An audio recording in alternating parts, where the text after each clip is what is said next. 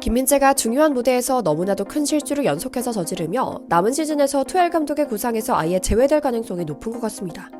투엘 감독의 인터뷰 마지막에서 김민재 선수에 대한 실망과 분노를 고스란히 느낄 수 있었는데요.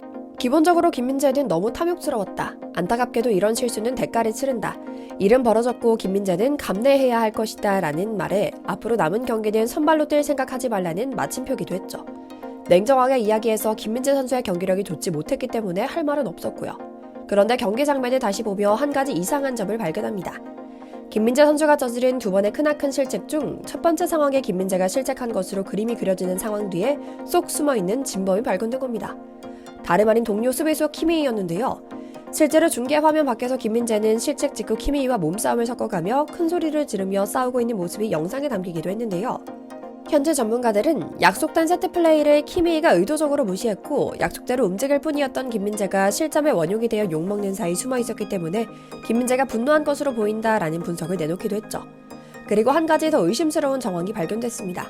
키미이가 다름 아닌 투엘 감독의 애제자로 투엘이 다음 행선지를 찾고 있는 동안 동반 이적한다는 이야기까지 나올 정도로 충실한 사냥개 역할을 하고 있다는 건데요.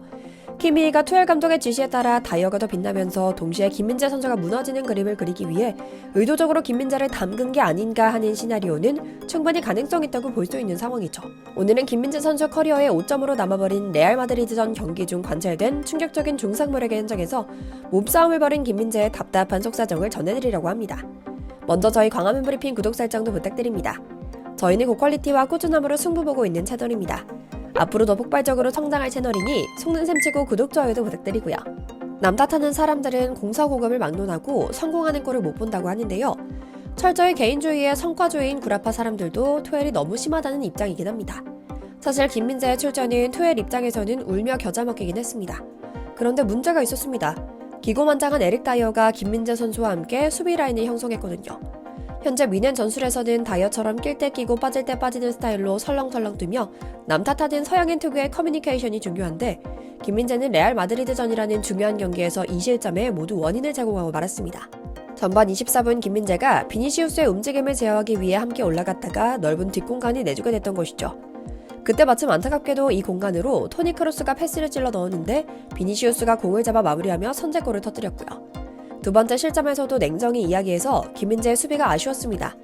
후반 38분 호드리구가 공을 몰고 질주하는 과정에서 김민재가 이를 막기 위해 발을 뻗었는데요. 공을 건드리지 못하고 호드리구가 넘어진 겁니다. 결국 페널티킥을 내주며 골을 헌납하고 말았죠.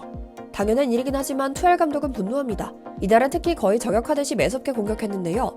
경기 종료 후 투엘은 공개석상에서 김민재는 무려 2번이나 욕심을 부렸다. 비니시우스를 상대로 선제골을 허용했을 땐 너무 일찍 튀어나갔고 크로스의 패스에 걸렸다. 김민재는 너무 추측하며 움직였고 공격적이었다. 공을 갖고 움직일 때는 그렇게 플레이해도 되지만 중앙 수비수로서 그렇게 자유롭게 반격을 내주면 안 된다. 다이어가 도우러 갔지만 김민재는 상황이 여의치 않았다. 김민재는 탐욕의 죗값을 치러야 할 것이다 라며 맹비난했죠. 다른 것을 다 이해한다고 해도 감독이 공개적으로 선수를 비난한다는 것도 황당한 일입니다. 선수가 이를 자각하고 반등의 계기로 삼을 수도 있지만 오히려 자신감이 하락하고 플레이가 소극적으로 변할 수도 있기 때문인데요. 다행히 현지 매체와 팬들은 그래도 투엘이 심하다라는 입장입니다. Here we go 라는 전매특허 발언으로 우리 팬들에게도 유명한 로마노 기자는 개인 SNS를 통해 짜증은 나겠지만 내가 투엘이라면 여기서 김민재를 보호했을 것 같다. 언론에서 그를 버스 아래로 내던지는 것은 모든 면에서 잘못된 것이다. 공개적으로 선수를 비난하는 것은 중간급 코치가 카메라 밖에서도 할 일이다. 투엘은 결코 엘리트 코치가 될 수 없을 것이다 라고 말하기도 했죠. 물론 근본적인 문제는 김민재 본인에게 있습니다. 양날의 검으로 지적받는 기복의 큰 원인인 전진 수비가 문제였거든요. 김민재가 전진하지 않고 뒤에서 진을 치고 있었더라면 하는 아쉬움이 묻어나오는 수비였죠. 뿐만 아닙니다. 두 번째 골 역시 애초 호드리구의 움직임에 제대로 대비하지 못했던 것도 화근이었습니다. 다만 김민재의 실수를 생각해볼 여지도 있다는 증거가 나왔습니다. 소위 말해 김민재 실책에 의한 실점의 근본적인 진짜 범인이 포착된 건데요. 실제로 중계 화면에도 잡혔는데 김민재는 전반 24분 첫 실점 뒤 자신의 오른쪽에 있던 요수아 키미이를 굉장히 야단칩니다. 참 중계를 볼 때는 순간적인 분노로 단순히 화를 냈다고만 생각했는데요. 다시 보니 어딘가 좀 어색했습니다. 누가 와도 김민재 실수라고 간주됐고 투엘 감독도 사후 기자회견에서 이를 비난했지만 마냥 그렇다기에는 김민재는 키미이와 꽤 긴 시간을 다퉜거든요. 물론 레알 마드리드 상대로 괜찮은 수비를 펼치던 김민재가 느닷없는 실점에 당황해서 키미이에게 화풀이를 했을 수도 있습니다. 하지만 어느덧 프로 8년 차인 김민재가 그 정도로 멘털이 엉망인 선수는 아니고 지금껏 그런 모습을 보이지 않았기 때문에 분명 이유가 있었을 것 같다는 생각이 드는데요. 경기가 끝나고 이들의 대화가 밝혀지며 김민재 선수 멘탈을 흔들리게 한 진범이 키미이였고 키미이는 투엘 감독의 거취와 깊게 연관된 선수라는 점이 밝혀져 충격을 주고 말았습니다. 김민재는 사실 이번 경기 전 키미이와 세트 플레이를 약속했다고 합니다. 어느 정도 합의가 된 키미이의 커버 플레이로 김민재가 기회를 잡아 뛰어나가면 김민재의 빈 공간으로 키미이가 이동해 3백 형식으로 순간 뒤를 받쳐주는 플레이를 약속했던 건데요. 정작 약속된 상황이 펼쳐지며 김민재가 달려나가는데도 키미이는 김민재의 빈자리를 메우기는커녕 왜 뛰어나가는지 이해하기 어렵다는 듯 투엘 감독이 있는 곳을 보며 어깨를 으쓱하기까지 했죠. 결국 김민재는 폭발해 키미이와 부딪혀 싸웠고요. 물론 키미이 역시 미넨 유니폼을 입고 있다는 것만으로도 스스로의 클래스는 증명하는 것이긴 합니다. 월드클래스 미드필더로 각광을 받았으나 이번 시즌은 20세 유망조인 파블로비치에 밀려 자신이 원래 보던 포지션인 오른쪽 수비수로 보직 이동을 한 상태였죠. 정말 알려진 대로 김민재와 키미이가 커버 플레이를 약속했다면 키미이의 꿍꿍이가 있는 것 같다고 볼 수 있는데요. 그 비하인드 스토리가 투엘 감독의 거취에 있었습니다.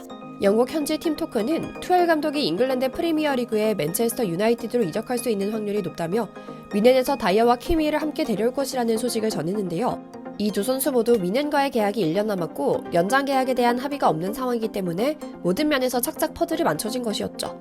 물론 진실은 투엘과 키미이 두 사람만이 알고 있을 겁니다. 키미이가 알아서 기었든 투엘이 자연스러운 판을 짜기 위해 지시를 했든 우리 김민재 선수가 피해를 보고 있는 것은 사실이니 더 이상 논할 가치가 없죠. 안타까운 일입니다. 김민재는 미넨에 오기 전 소속팀이었던 지난 시즌 세리에 A 나폴리에서 맹활약했고 수비의 든든함 덕분에 결국 팀을 33년 만에 우승으로 이끌면서 리그 전체 최우수 수비수로 뽑히는 쾌거를 일궈냈습니다. 빗장 수비, 즉 카테나치오의 본고장인 이태리에서 수비수로 인정받았으니 그 누가 보더라도 김민재의 본 실력은 의심의 여지가 없을 것입니다. 하지만 문제는 이 독일 사람들이 이태리를 한참 아래 수준으로 여기며 이태리 출신을 낮잡아 본다는 데 있습니다. 김민재는 나폴리 시절에도 자신의 큰 키와 빠른 발, 축구머리를 활용해 공격적인 수비를 곧잘 펼쳤습니다. 그리고 약효가 먹혔습니다. 이번 레알전 선제골 실점 상황은 김민재 선수 개인에게 있어서는 자신의 전매특허 플레이인 셈인데요. 나폴리에서는 감독의 지원 아래 동료 미드필더 혹은 수비수들이 김민재가 앞으로 전진해서 수비하면 일시적으로 3백을 형성해 방어선을 지켰습니다.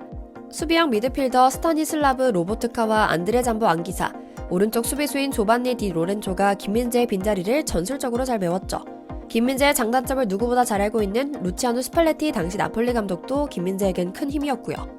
하지만 상대 공격수 혹은 에이스를 밀착 방어하며 공을 빼앗아 공격적인 수비를 펼치는 김민재 선수의 플레이는 확실히 미넨에서는 더 이상 먹히지 않는다는 것이 확인됐습니다.